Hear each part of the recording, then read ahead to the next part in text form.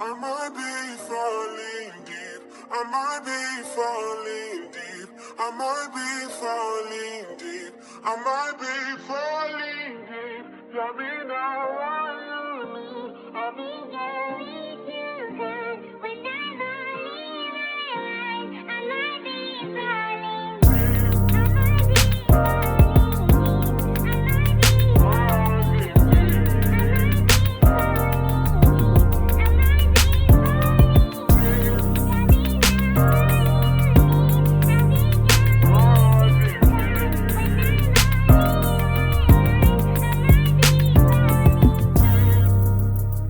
Hello, my name is Shani and I'm from Casimiro. And I'm Sonye, and I'm with Beat the Odds.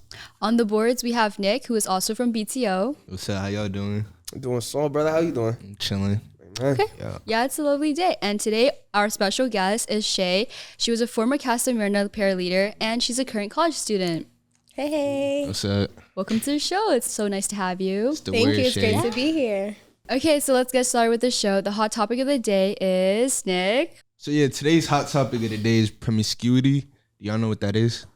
No, sir. Yeah, someone who's promiscuous is someone who explores a lot of intimate or sexual relations. Okay. Thank you for the definition. LaShae, as a current college student, have you experienced any promiscuity around you? What have you witnessed, and how has that affected your college life? Honestly, within college, everyone kind of just goes with the flow and does their own thing. Some partake in being promiscuous and others do not. But no one judges. It's really just a judgment-free zone. Everyone just kind of does their kind of own thing. And it doesn't really interfere with college life whatsoever. So that's like a after classes activity type of thing. Sometimes it's in between classes, during class. It really doesn't matter. Like I said, everyone kind of just goes with the flow, and it's a judgment-free zone. Okay. Do you think this would be applied to college 10 years ago, or is it just our modern society has went this way? I feel like society definitely has evolved over time, because I feel like 10 years ago it would kind of be a negative thing or have a negative connotation, but in today's society, I feel like people are more open to exploring different things, which is why it would be judgment free. So you think college is mostly like a judgment free zone? Not completely, but in most aspects, yes. In what aspects? I feel like everyone doesn't judge everybody because everyone's kind of participating in the same thing, or respect the fact that someone may not want to. Yeah. Also in things of everyone, especially for my year, everyone coming in the same year, kind of going through the same transitions. We all kind of flowed and did things together. So it wasn't, we judged someone for what they did. We all kind of just let everyone do their own thing. Do you feel like this is a unanimous thing throughout colleges in general, or just the specific college that you go through? I feel like college is everywhere. Because being a freshman coming into college, you have this newfound freedom. So you get to explore your new identity. Whether that's you decide that you want to be promiscuous and experiment that way, or you decide to try new things in general, dye your hair a crazy color, whatever it is. You're just pretty much allowed to do whatever you'd like. Do you think you went into college looking to have a new identity? I feel like I wanted to learn more about myself, because jumping into college, being that I went to college an hour away from where I live, it gave me time to sit with myself and think, okay, are you still the same person that just graduated high school? Who do you want to be? What do you want your future to look like? It gave me time to really sit and think about that. How much time though? Because did you go straight from high school to college? Yes. So I didn't take a year off. So I just had the summer. So in that summer, you basically was all right, I'm going to change my entire previous self and then enter a new? Not entirely, but reflecting on who I was and thinking about who I wanted to be for the future. Because I feel like that's what college is for, to figure out what you want to do in your future. I feel you 1,000%. All right. Question. No, go ahead, my brother. How has being a Casimiro peer leader influenced how you see relationships and connections in college? From Casimiro, I've learned that there are all kinds of different relationships, and that you should respect all of them. As long as they have the correct boundaries and the right foundation for a relationship, they should be respected. For sure. What lessons from being a peer leader has stuck with you the most? I'd say the 3 C's: communication, comprehension, and compromise. It's an effective way to communicate, and it gets the point across. There's nothing misunderstood. So do you use the 3Cs in your regular day? I do all the time with my parents and relationships, friendships. Doesn't really matter. Any kind of disagreement or anything, we'll talk about it. We'll understand each other and then figure out how we're going to move on from there. So do you like tell the people you're around about 3Cs, or you just use it for yourself, if that makes sense? I try to give that to everybody because I feel like it benefits me, but also the people around me. If everyone can effectively problem solve, then everyone Facts. can effectively problem solve. That's facts. Do you feel like it's ever difficult to like effectively problem solve? Like either given the people that you're around or the people that you have to come into contact with, or even the goal that you have? Like, is there just any complications in that? And with that also, how do you go about that? How have you found yourself going through that? So obviously you can't communicate through everything. Not everyone's going to want to understand you or take the time to understand what you have to say. But that's when you just step back and think to yourself, okay, is this a situation that is worth trying to get through? Because if you're the only one working to fix it, what's the point of fixing it? So since we're on the topic of promiscuity, do you think males and females are looked at differently while exploring their sexual interests? Oh, absolutely. 100%. I feel like it's not as bad as it used to be. I feel like women are given more freedom to do what they like, but they are still looked at a bit different than men. And what do you mean by like different? For men, it's you're the man. Yeah, you get the girls. It's nice. But then girls is like, okay, why not wait for marriage? Why do you act like that? Were you raised that way kind of thing? Have you came across a lot of that in college? I've definitely seen it, yes. Because sometimes I'd be like, ooh, she's with the third guy this week. But then the guys, it's like, oh yeah, like he was just with 5 girls last week. Yeah, he's the man. But you definitely do see it a lot. Why is it like that? Honestly, probably preconceived notions, traditional thinking, old ideas that still kind of live in today's society, the patriarchy, things like that. But I feel like we're working through that and allowing women to explore what they'd like to explore as well as men. We do still have, the ideologies that still live today, but I feel like it's more open. Since you being in college, have you had the time to explore yourself? No, absolutely. I feel like I've developed a love for reading. Actually went back to my love for reading. I figured out that I'd like to learn how to do art and paint and things. I figured out that I actually like being in honors and challenging myself academically, and also thinking about, instead of just psychology, working towards a teaching career. So you're very productive with your time, and not everyone is always productive. Sometimes you time flies and you're like, oh shoot, I didn't get anything done. So like, what's your tip for successful time management? Like, how do you manage your relationships, your schools, and your passion? So going back to something that I said before, coming in with people that are coming from the same experience that I was, just graduating high school, just entering college, you really have to find your friends. Find people with similar interests as you and that move on a similar schedule as you. For example, me and my roommate, we'd compile our schedules together. Okay, you have class at this time, I have class at this time. Okay, we have these assignments to do. All right, 5 o'clock, we're gonna have a study session. Or it'll be, okay, we haven't really eaten all day. All right, after this class, we're gonna go grab food, head to the gym. But definitely leaning on your friends, I'd say. My friends are definitely what helped me get through college because they're going through the same thing that you're going through.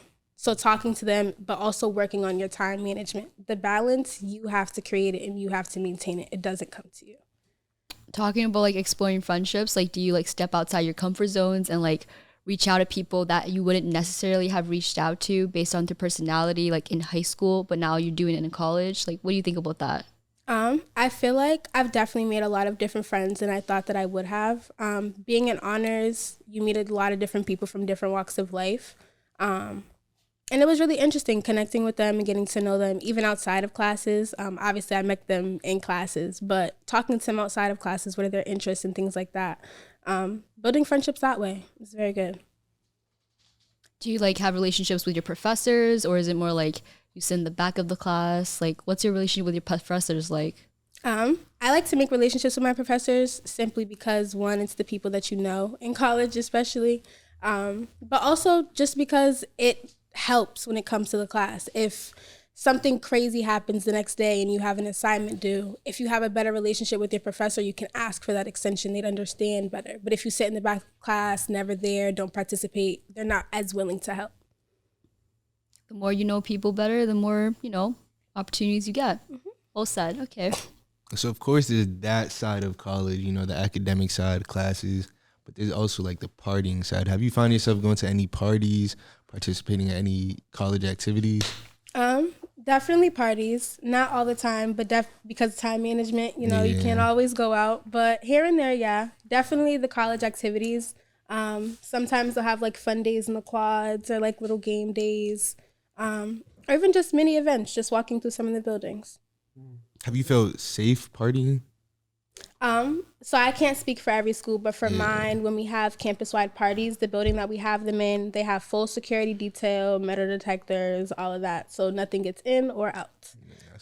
So I definitely do feel safe partying with the people that I party with, yes. For sure. So we're going to switch it up. We're going to play a little game. Okay. Called Red Flags or Roses. And in this game, I'm going to read you a statement and you're going to tell me whether you think it's a red flag or if you think it's a red rose. Because, color combination, sometimes a flag might seem like a rose. Who knows? You never know. Yeah. All right, let's get into it. So the first red flag or rose is study sessions in the dorm. That has to be an or, simply because I know personally for me, I've made a wide range of friends ranging from females to males, and we have a huge friend group and we all have huge study sessions in our dorms. Now, if it's just your partner is having study sessions, private study sessions with somebody that they have interest in, then that could be a red flag. But if it's just a group of friends getting together to have a study session, I see nothing wrong with that. Okay. What about sharing locations with your partner? For safety purposes, rose. To stalk me, red flag. Helping you with assignments. Rose. What about seeing your partner every day? Depends.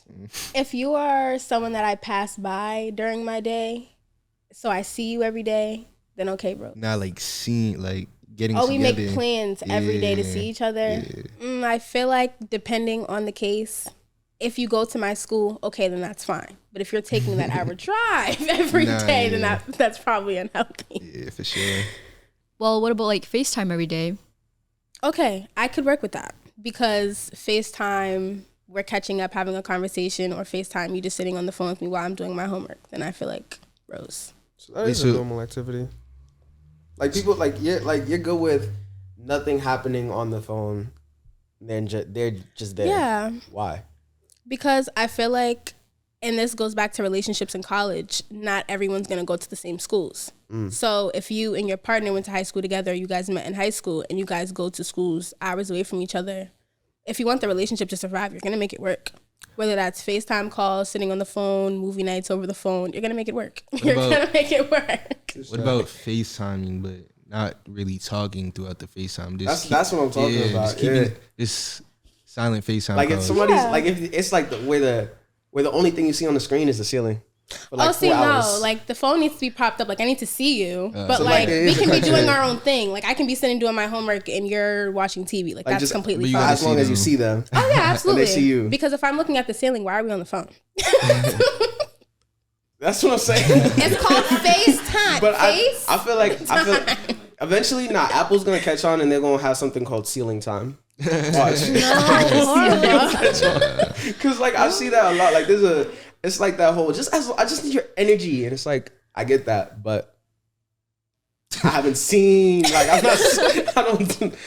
Why? ¿Por qué? But yeah,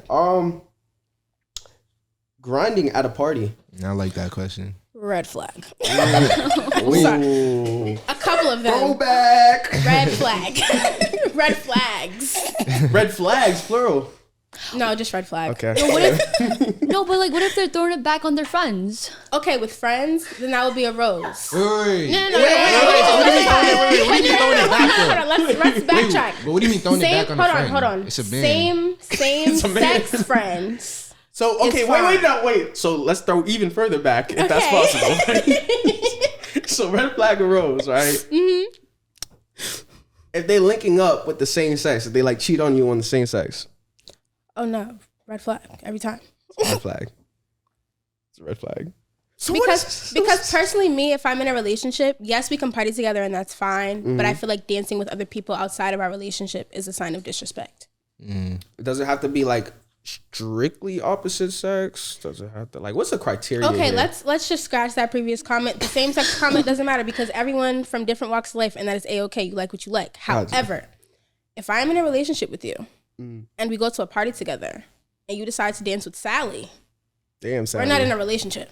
Oh, Wait, so that's like the deal breaker. Yeah. Okay. Because I feel like if we're going to a party together, why can't you just dance with me? Why do you feel the need? but okay, to wait. dance with other Let's people? go back a little bit. So college, right? We're speaking about this area being like very open in terms of promiscuity, promiscuity, right? And how it's like a non-judgmental place and everything of that sort. Let's say I don't know if it's fair to call the person in college your significant other, so insignificant other. I don't know what you your consider. partner. It's your college bae. Your Call it college that. bay, right?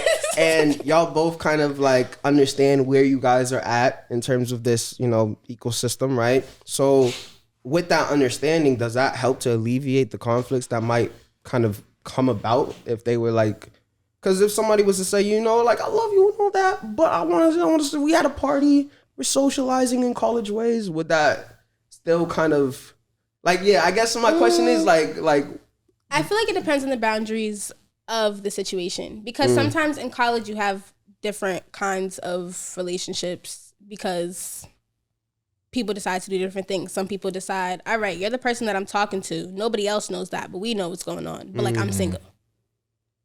Some people are like, all right, we're in a full-blown relationship. We walk around campus holding hands. Everybody knows we're together. We're exclusive. You're not allowed to do anything else. Me, speaking from my feelings, the boundaries that I'd have in a relationship, I wouldn't want my partner dancing with anybody else, especially not at a party, because in a relationship, I'd want to be exclusive. How does it look for my boyfriend to be dancing with another girl at a party? So you wouldn't be dancing with anyone else, correct? No, because then that would be a double standard. Why would I say he can't do it and I'm doing it so myself? what if we both just said we can do it? Oh, I'd never. But I mean, if in a situation where someone was to decide, all right, if we go to a party, you can dance with whoever, you can dance with whoever, then I feel like it's free game.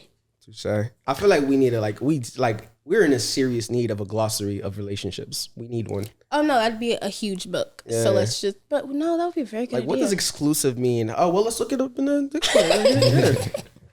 Case solved. So next red flag arose, not telling your partner you're going to a party. I feel like red flag, but under a circumstance of it being last minute and you just were on your phone kind of thing, or like you didn't know that you were going and it just sort of happened, then I feel like, okay, that's not so bad. But just blatantly like hiding it from them, like, no, don't tell so-and-so I'm going to a party. Definitely red flag. What about your partner telling you not to go to a party? Red flag. Because personally, I feel like in a relationship, you should be able to trust your partner to have a life outside of you while also respecting your relationship. Of course. Okay, and we talked about communication earlier. So what if they're like constantly checking up on you?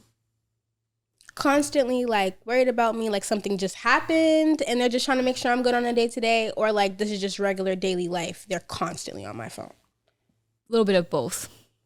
Okay, if I'm going through something and you want to check on me on my day-to-day, I feel like that would be a rose simply because you're worried about me and you want to make sure. Now, if you overstep that in my day-to-day life and you're blowing up my phone all day long, like I tell you I have an exam and you're expecting me to answer my phone call in the middle of my exam and like you're getting visibly upset and just angry because I'm not answering my phone, then it's definitely a red flag. Have you ever like gone through anything like that? Like even outside of college, just in general, have you ever gone through something like that? Not someone constantly checking up on me, but always wanting to know where I was, like every second, every day. The life that I lead, I'm always moving around. I'm always active doing something. So they're just, okay, where are you going? Oh, why are you going to that party? Okay, well, you're always at a party. Okay, why are you at the club? Okay, why are you going out? Okay, why are you with those people? Why are you... And it's like, okay, are you my mom? Or like, did I have a PO I didn't know about? Like, what's going on? Where do you feel like that came from? Like, Why do you feel like they were responding that way or like coming to you that way? I feel like it could have simply been previous situations that they've been in. Because, you know, everyone has past relationship situations that they've gone through that affect future relationships for them. Because I didn't personally do anything to make them like mistrust me, but it was just they have trust issues from their past. So seeing me out or going to do different things every day is just kind of like, it was a no for them. Like it was triggering for them. And I understand that. And like that was a conversation that we had of, okay, if I communicate to you where I'm going and what I'm doing, are you going to accept that, or are you going to like badger me because you feel like something else is going on? So this was already a conversation you had before like your situations with them even started? Oh no, not before they started, but like as I'm noticing like the pattern of them feeling a way about me going out, now it's a conversation that needs to be had because now it's become a pattern. It wasn't just one time. Now it's like, okay, you're doing this a lot. Something's wrong. Understood. So I got a little spicy one. What about dating your friend's ex? Dating your friend's ex? Yeah. Okay, it depends on the timing. So what's like the If perfect it's- timing?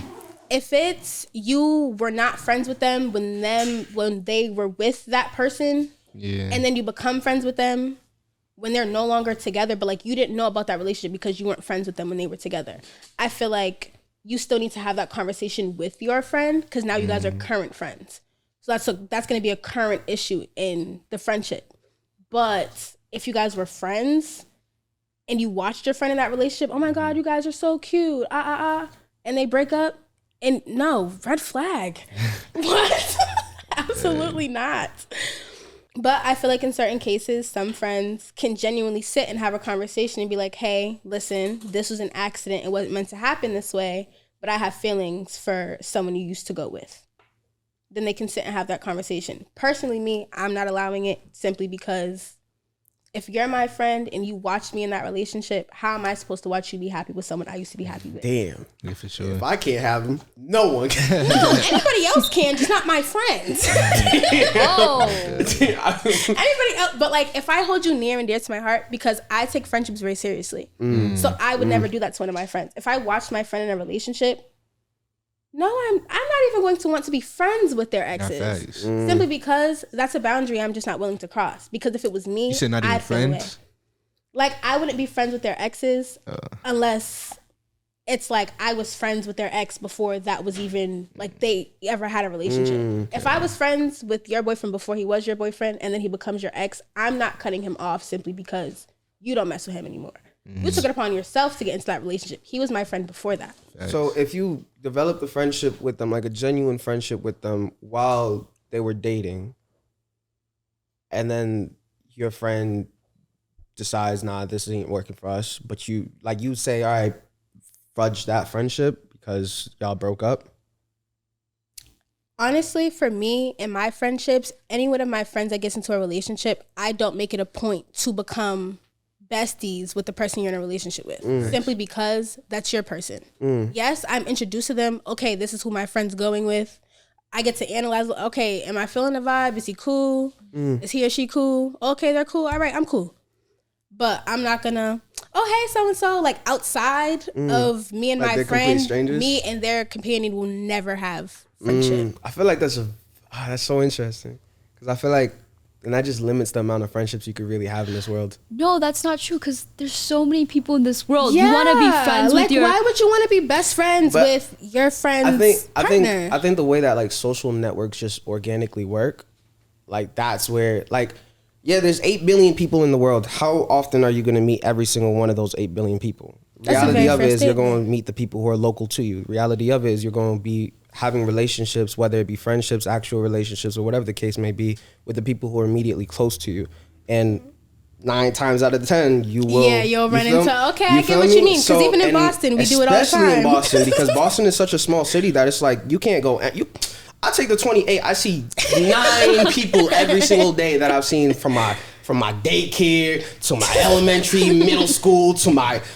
I saw somebody from Florida. Like, come on, bro. This is and it's like. But I say that to say like I think I understand. I get your point because But like, I think where do we draw the line? I guess a question to that is why even draw a line? Because are you drawing the line strictly for yourself, or are you drawing it for someone else? Because if you genuinely develop a relationship with somebody else, like, and I think that's the part that like I don't want to sound like I'm demoralizing or demonizing what you're saying, but I do think like it's very, let's say, all right, because now this is the part where it's not just you create a genuine friendship with this person, but they created a genuine friendship with you. And if you cut it off because you were dating my friend and that's not, y'all ended that, it's kind of like that in my eyes. It's just kind of selfish because it's like, well, what about how they feel, how they truly feel? Does it no longer matter just because of your loyalty or your sense of value to your friend? Like, or are you guys not actually friends then? And that idea of what does friendship even mean? Like, is it something that's so fickle to the point where it's like, is it that conditional? Is it really that conditional? And if in that sense, if it is that conditional, why even consider someone your friend in the first place? I think there's so many different lines. Yeah, I completely understand that. The way that I do it when it comes to me and my friends is if they're in a relationship with somebody and they want me to be cool with them, that's as far as it's going. Like, I don't even allow it to get to genuine friendship. Simply because I just don't want it to be a disconnect between me and my friend, so that she doesn't think, oh, hey, she has something going on with my man. But if me and her have that conversation and she's like, oh yeah, like, girl, yeah, we broke up, but like, he's still cool peoples if you want to go. Then it's like, okay, we can be cool, but it'll never get to a friendship level, simply because with my friends, I hang out with my friends. I FaceTime my friends. I text my friends. I'm not going to do that with my friend's ex simply because that's my friend's ex. Do you go into friendships like knowing how far you're going to let it go, if that makes sense? Not necessarily, simply because you really never know how well you're going to know a person.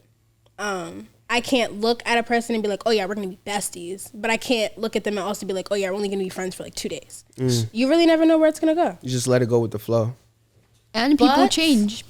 I also, and I know what you were about to say.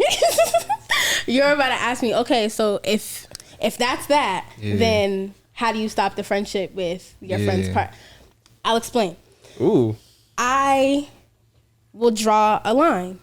This is as far as I'm letting you go. This is as far as it's going to go. It's not going to go past that. I can stop how far it's going to go, but I can't predict how far it's going to go. So if I can't predict how far it's going to go, I'm going to stop it at a certain point so I know where it's going to stop. You're playing football. If that makes sense. Sure. That's some great, like, defensive maneuvers. Like, I'm the coach. No. I'm not the coach. I'm the ref. As it's playing out, I say when to play stop. What I blow the whistle. Isn't that like low key like? That's a deep one right there. No, but it's just, I personally feel like with my friendships, I hold more loyalty to my friends than their partners. Isn't that like low key like limiting your experiences, like stopping that?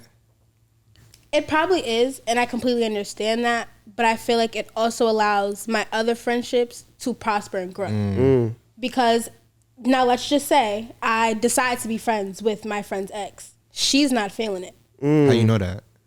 But I'm just saying, hypothetically, Like she's not feeling it. She's like, absolutely not. I'm not messing with this. LaShae, we can't be friends no more. Yeah. Then it's like, okay, I just lost a great friendship that I probably had for 5-6 years for someone that I became cool with because of her for whatever period of time their relationship was. So then there's so many questions to that one. Did you really lose a great friendship if it was like easily lost like that?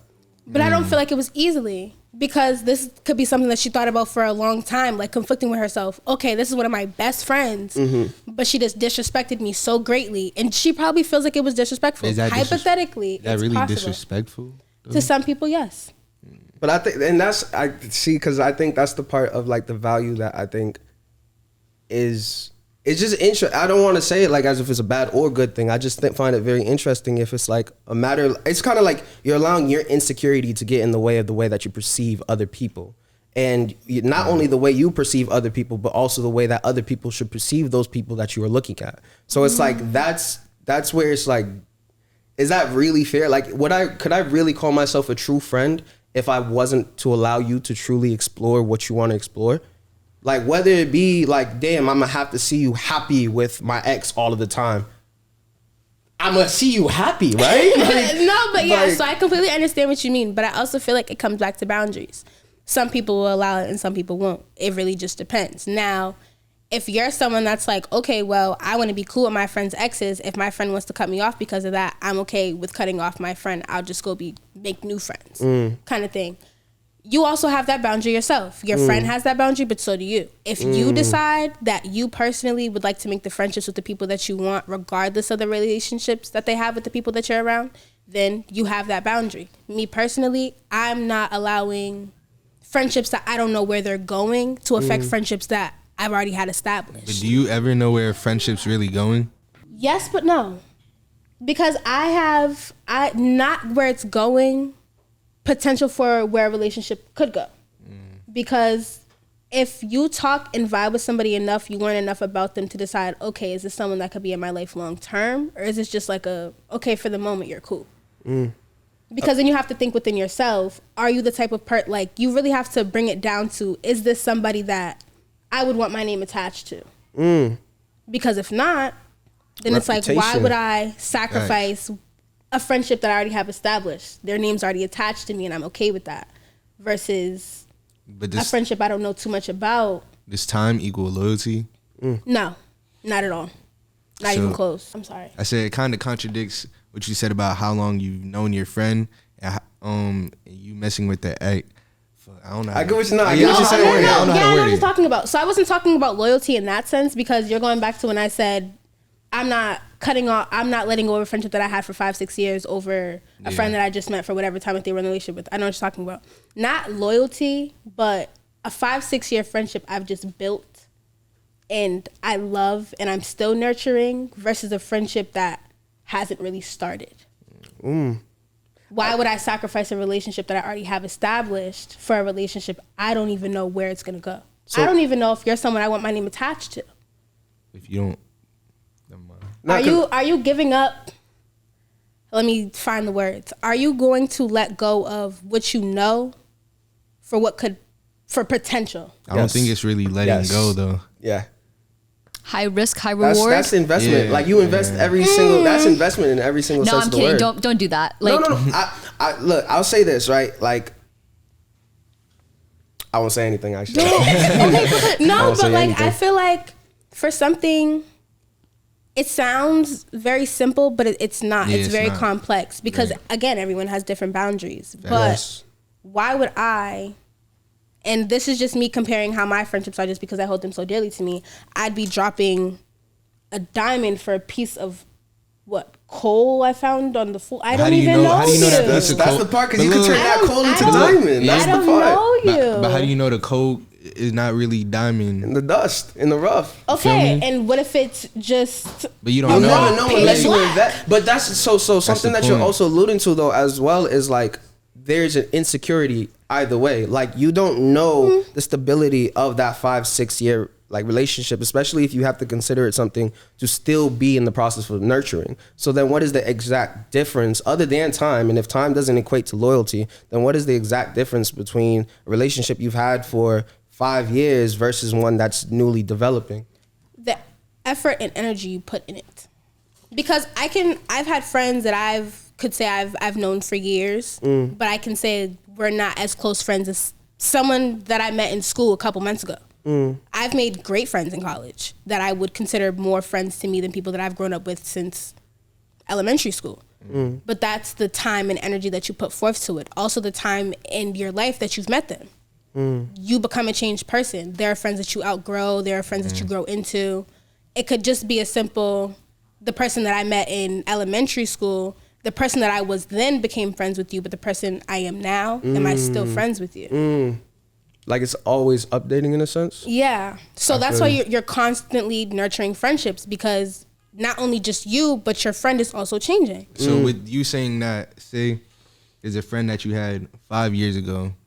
You had that friend for 5 years. Y'all are close, but not as close as one of your college friends that you had for, let's say, like a year. Would you mess with that friend's ex? Like 5 years. You said you wouldn't be like the same person. You said people change, people outgrow people. Say you outgrew that that friend from 5 years, but they had an ex, and you and her ex like kind of connected.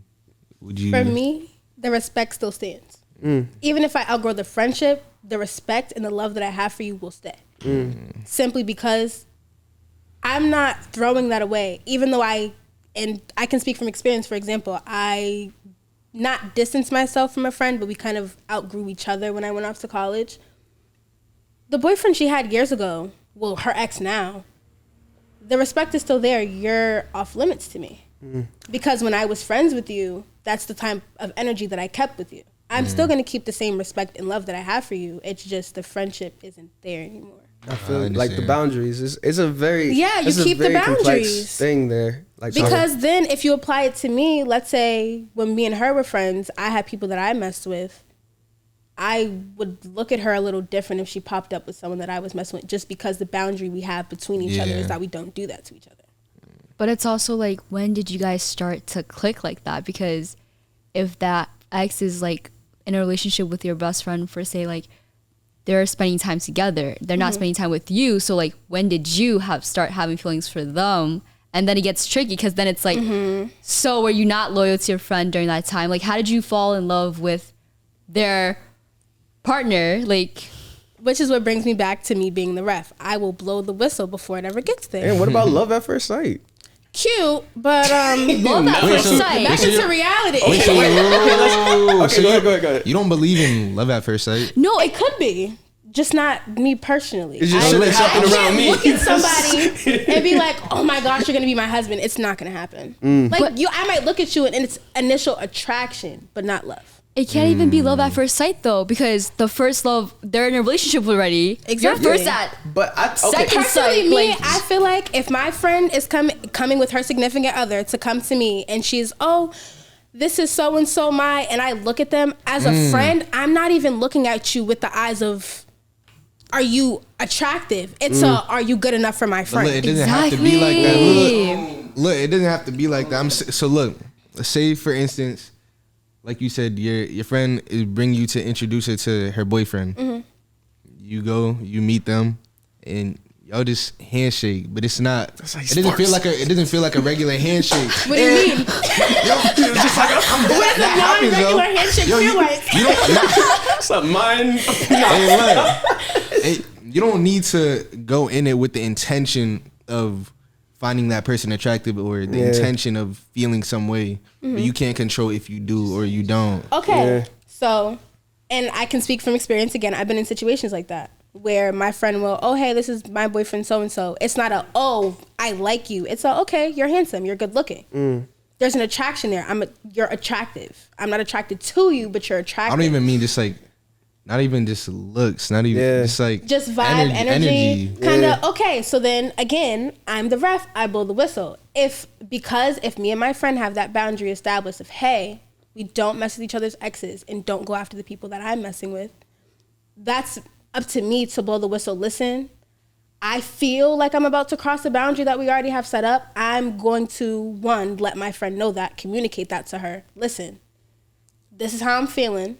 So I would appreciate it if you didn't bring your significant other to our hangouts. I don't want to spend too much time with them so it doesn't get there. So would they be okay? My bad. Now you real quick. Would they be okay with that? Like, do you feel like you have the type of friend group that would be okay with you even letting them know, like, yo, I kind of feel something? In my genuine friendships, I can genuinely talk to my friends. It's never been for me personally. It's never been I like your boyfriend. It's never going to be that. It'll be, I think he's attractive and his vibe is nice, so he's good enough for you, but please don't bring him around me simply because I don't want to I don't want to get to know him any further than I already have. You'll let them know that? Yeah. Okay. Because then that's me blowing the whistle and letting my friend know, so it's not because if I don't communicate that, whenever she brings her boyfriend around and I'm real standoffish, rolling my eyes in the corner on my phone, then she's going to look at me like, all right, what's your beef for my man? So then it'll be a conversation anyway, instead of just going to her from jump, like, listen, he's an attractive person, he's cool peoples, I don't want it to get too far, so just let's keep that at a distance. With what you've been saying, it seems like you have like very strong boundaries, but what if your friend doesn't have very strong boundaries, or like doesn't not doesn't respect the boundaries, but like are okay What if with she doesn't have the same crossing, respect? Yeah, that you do. then that's not my friend. Because again, I hold my friendships very near and dear to my heart. So I know that the genuine friends that I have now, I can honestly say that they'd respect my boundaries because I respect theirs. I wouldn't consider someone a friend if they wouldn't respect my boundaries. Because if you don't respect my boundaries, you're not respecting me. Is there any like true way to know that a person won't cross that line unless it really happens? No. And we come to that when we get there. Which So goes back to the point of you can't look at a friendship and know how far it's going to go. So you're like, so it's always going to be insecure. Not an insecurity. I put trust in my friendships. If it's not given back, then that's a conversation between me and that friend. But you never know if it's not given back until the moment arises when it's actually tested. And once it's actually tested, then that proves kind of everything. Either right or Yeah. wrong. In your mind, Either like what a they friend. were my friend or they weren't my friend. So and like- I honestly take that as a lesson. If it proves that they weren't my friend, then So I like just even a take that. 5-6 year relationship, or not relationship, but a friendship, the moment that comes, that just means that 5-year, 6-year friendship was never a friendship to begin with. Not entirely, because again, people change. Beginning of the friendship, she could have been doing everything that she needed to, and our friendship was what it was. She could have turned into a different person, or decided, you know what, forget all that, or had some kind of epiphany, forget everybody else's feelings, I'm going to do me regardless.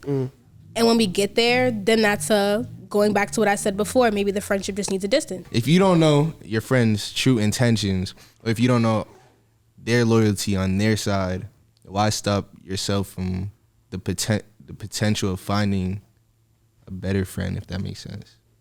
No, I get what you mean, because then you're thinking in the sense of, okay, since I don't know that. If you don't know your friend, so if you don't know if your friend would mess with your ex, why not mess with theirs? Because I feel like that would be in a sense playing myself. Since I don't know, I can't take that as oh yeah, they do that. Because if I go do that and they never had intentions of doing that to me, I just ruined the friendship. But you never know that unless it's tested, right? But hey, I'd rather not do something than regret it later.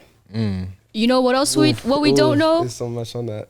That was a very nice conversation. But what are the chances that your best friend's ex wants you back? Hey. Yeah, Like- up there somewhere. I'm still looking for it. It's very high. The chances are pretty low. But talking about promiscuity and like just college dating relationships, we're gonna move into something a little bit more intimate. What if your partner doesn't share their STD results with you? Oh, red flag. Red flag. Red flag. It doesn't. Wait, what? Red flag. Red flag. Do you guys have a flag? Red flag.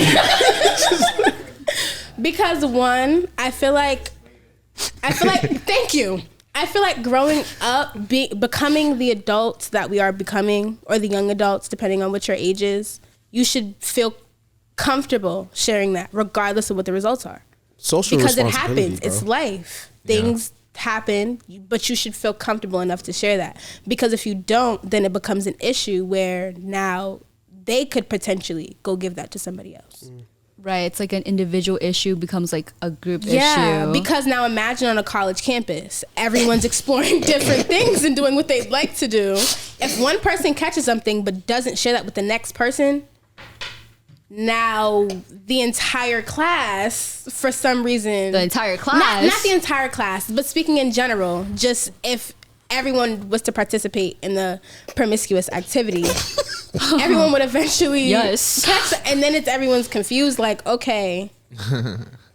And then Now everyone's got it. and then at some point it's gonna be that one person that's like, okay, It's like you're the Oprah. only person I've ever been with, and you're telling me I'm the only person you ever been with, so where did it go? Like, how did I get this? Everyone's being promiscuous. That's what it is. Hey, man, Yeah, these but colleges, if it's man. talked about and you get cared for that, then it shouldn't be an issue. And if it's not And curable, if you can't have that conversation with that person, Not curable. if it's not, then you do what you have to do. But I feel like if you can't have that conversation with the person that you're dealing with, then should you be dealing with them? That's facts. I definitely want to apologize for like the outburst and laughter.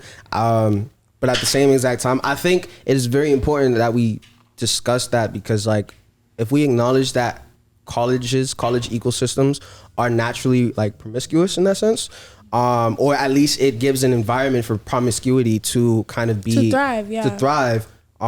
Equally so, or even more so, the conversation of sexual health should come into play. Absolutely. And ecosystems can be closed.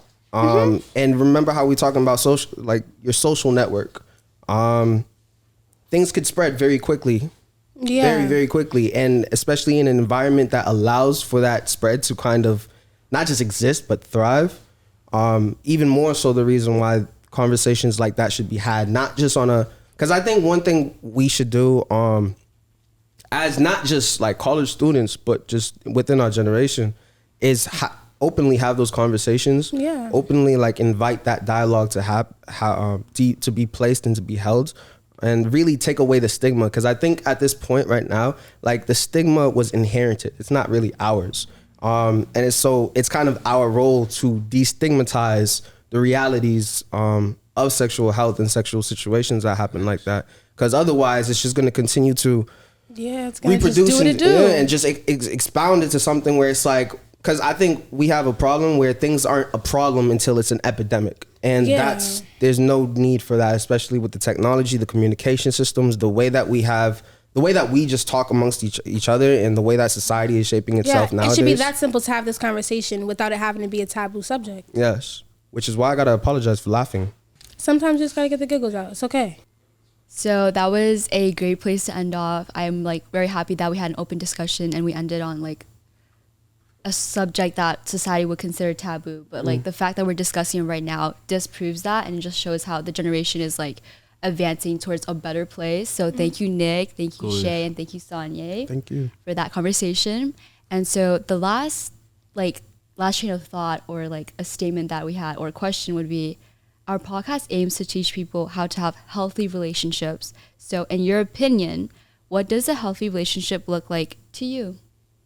I feel like a relationship with trust, boundaries, and communication, as well as comprehension, so the 3 C's, and just openness with each other. I feel like relationships nowadays are starved of being open because people are so afraid to be themselves. And I feel like people are also afraid to have those difficult, uncomfortable conversations that are needed in a relationship, which is why they don't really get anywhere, because everyone's afraid to communicate how they actually feel. So thank you, Shay, for such a great answer. We had an open discussion today, and I hope our audience takes away something from that. Once again, thank you for being on our podcast, LaShae, and we hope you enjoyed. Thank you for having me. Red flags and roses. That's just my catchphrase. And then you know how they put the whole like title screen while people are talking and and then the music plays, the jazz music. Yep. And we just talking about